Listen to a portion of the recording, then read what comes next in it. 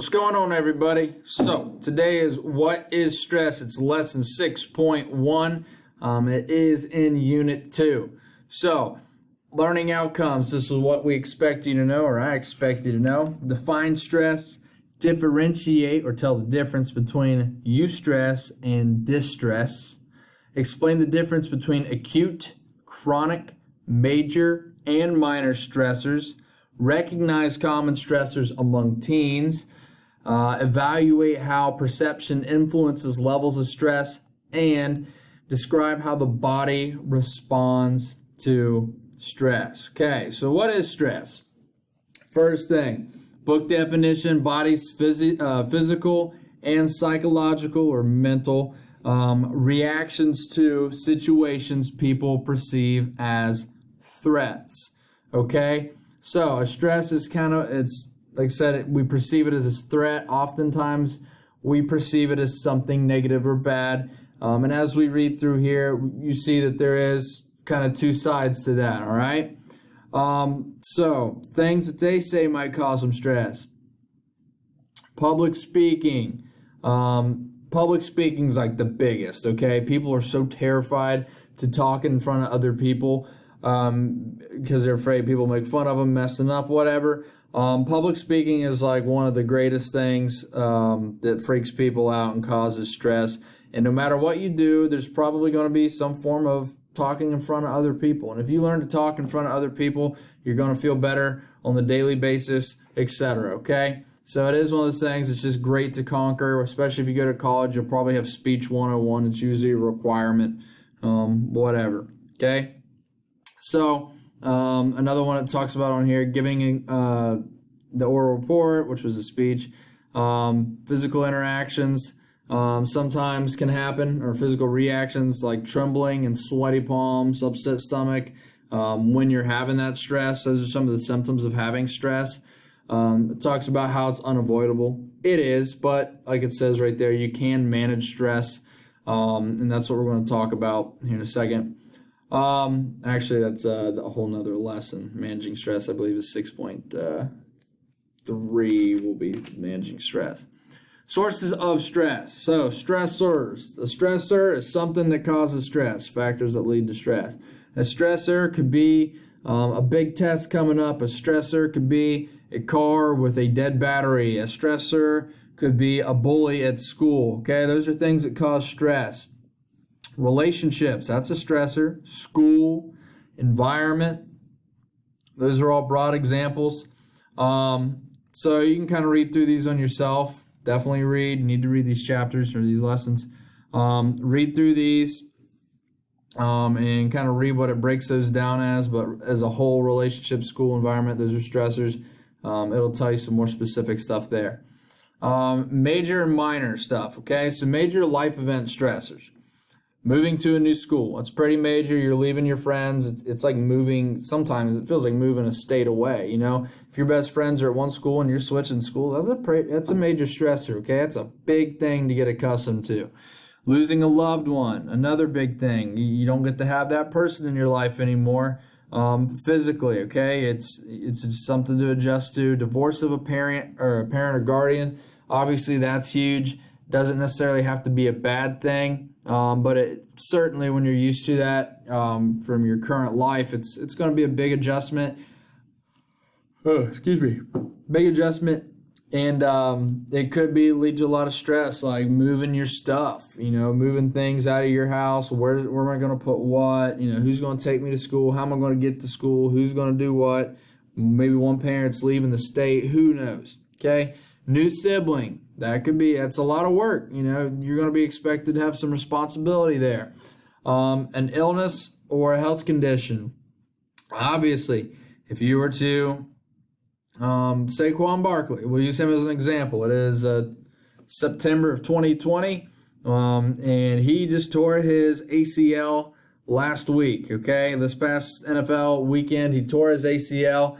That's a major stressor. Now he's got to figure out how to adjust. What are teams going to think of him when it comes to money when he's had a major injury like that? Is he going to be able to get back to the field in time? What complications might he see? He's going to have to wake up and go to therapy and have major surgery and all this stuff. That's a major stressor. And if you're not an NFL player making lots of money, if you were to tear your ACL, that is expensive, very expensive, especially if you didn't have a health insurance. That's an illness or a health condition. You had an accident. Obviously, cancer and many other things are very stressful. Minor daily stressors. So this is like losing a favorite pair of jeans. When I was in high school, I was at like a event outdoors, like a, I don't know, fair or something, and I had like a bloomin' onion. Okay, I don't know if you ever had a bloomin' onion, but it was sitting on a paper plate, and I had it sitting on my lap, and I was just hanging out, thinking nothing of it, and I looked down, and my favorite pair of jeans, and I didn't get much jeans because my parents, didn't fork over money for that very often. It was like one I got for Christmas, was ruined. It was covered in grease. Could not get it out. They were stained, gone for life, okay? That is a minor daily stressor. It stinks. What am I going to do to replace that feeling that those jeans gave me? Do I have another pair of jeans? Whatever. Arriving late for class, usually, unless you just don't care, that kind of sets you back. I know if I'm late, it makes me feel like crap. Sometimes it just happens. Just don't make a habit of it. Bad hair day, that'll stress you out. Argument with your sibling, a friend doesn't text you back. People don't text you back, you just start drawing conclusions like they hate you, or they're talking crap about you behind your back, or you're annoying them. It's usually not the case. Okay, those are all little minor stressors that kind of get to you. Obviously they're not major life event changing stressors. Okay. Technology is a stressor. Technostress is a type of stress caused by the constant presence of technology. So technostress depends on how you look at it. Email. So if you got email, you got Mr. Davidson and everybody else texting saying, hey, you need to turn this, or emailing you saying, hey, you need to turn this stuff in. It's late. Make sure you do this. You got this coming up, blah, blah, blah. That kind of stresses you out because you feel like maybe a little overwhelmed sometimes.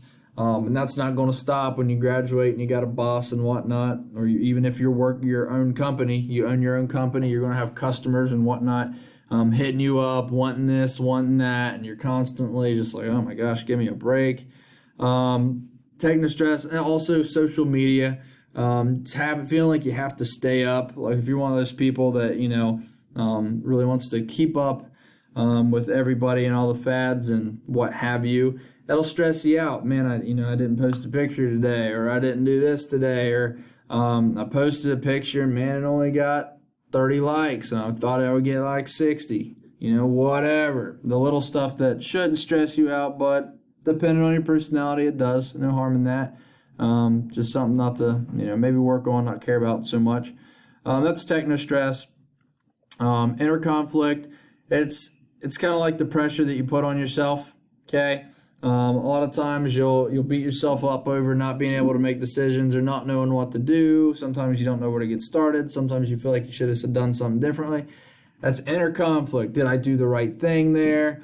That stuff's gonna, you just got to kind of learn to stick with your gut, and once you make a decision, just roll with it and forgive yourself. We talked about that, having compassion for yourself in the last couple lessons. That's inner conflict. Forgive yourself. But those are all obviously stressors when you're sitting there thinking about these things and it's beating you up. It's going to stress you out. So types of stress. Eustress. We think of stress as a negative all the time. Eustress is positive stress that encourages growth and motivation. If you're bench pressing more weight every day, that's stress. That's putting stress on that's like a physical stress. It's putting stress on your muscles, and that stress is causing that muscle to grow because it's tearing microfibers and it's adapting and growing back stronger, and you're getting stronger and you're looking better, and you feel better about yourself. That is a positive stress, and it's making you grow and maybe giving you some motivation, okay? Now, relating that to a mental aspect, types of stress might be like school or making yourself go out and meet new people. Trying new things. That's stressful. If you ever get that feeling where you're about to go somewhere new and, maybe hang out with some people you never hung out with before, you really don't know what's going to happen when you get there. don't know how they're going to act, maybe they won't like me, whatever. But 9 times out of 10, you're going to get there. It's going to go smooth. You're going to make new friends. You're going to be glad you did it. That is stressful. It's helping you grow as a person, make new friends, maybe learn some new mindsets, new ideas. It's good for you. That's a positive stress. Distress. This is a stress that causes negative feelings and harmful health effects. So extreme stress due to deeply disturbing events such as disasters, sexual assault, violence. That's trauma. Sorry, I just kind of skipped on to the next one there on you. But distress is kind of anything that gives you a negative feeling. So it's kind of specifically a bad stress. Okay, so you have stress, undefined. Stress could be good or bad. Distress is more so negative feelings. Eustress is good stress. It's going to lead to better things. Okay, now. Extreme stress due to deeply disturbing events such as disasters, sexual assault, and violence, that is trauma. Sorry, like I said, I'll kind of skip forward on that one too quick. So trauma, everybody's probably got some form of trauma in their lives. Obviously, some are on a way higher degree. It's just one of those things that you can get help for if it is something that, you're dealing with on a daily basis. That they have these resources that we talked about in our community health lesson, like the guidance counselors at school. They can lead you to other help programs, friends, things like that. They're going to be able to help you get through it. It's always going to be there. It's just part of life. It's not your fault, but it's kind of like a responsibility to, that you've unfairly been given in a way. To deal with it and make it better, and just know that there is people out there that is willing to help and they want to help you deal with that type of stress, okay? But that would be trauma. An example would be like somebody that went overseas and was in the military, and maybe they watched one of their best friends get killed in the line of duty. That's a trauma, okay? They're probably going to have to relive that moment. Just like you relive a lot of other moments in your life, whether they're good or bad, okay? Repeated exposure to severe chronic stressors can lead to toxic stress. So that is a stress caused by repeated, long-lasting exposure to severe stressors such as neglect and abuse, violence, or loss of a loved one. So if you're with somebody or you have somebody that's abusive towards you, whether it be physically, mentally, whatever it may be, that is a toxic stress. That is a toxic relationship even, okay? That kind of stuff could lead to you abusing drugs, it talks about in here, lashing out against other people. If you're young and you experience this toxic stress, it could kind of be a bad example for you. You might pass that on to somebody else, etc., okay? I do have to kind of power through this a little bit. I only have a couple minutes. Perception, we talked about perception, even the Steve Harvey activity that you probably did. Just how you perceive things. What's a good stress? What's a bad stress? How big of a deal is it? How do I deal with it? How do I make this situation better? So your perception's huge on what stresses you out. If you get stressed out, do you fold like a lawn chair, or do you say, okay, this is what I got to do if I want to make this situation better?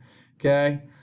So that is perception's huge, and here it gives you some examples of eustress and some examples of distress. Read those over yourself. This is a little figure. It talks about the most stressed countries in the world, how the body reacts to stress. I got about a minute left to knock this out real quick.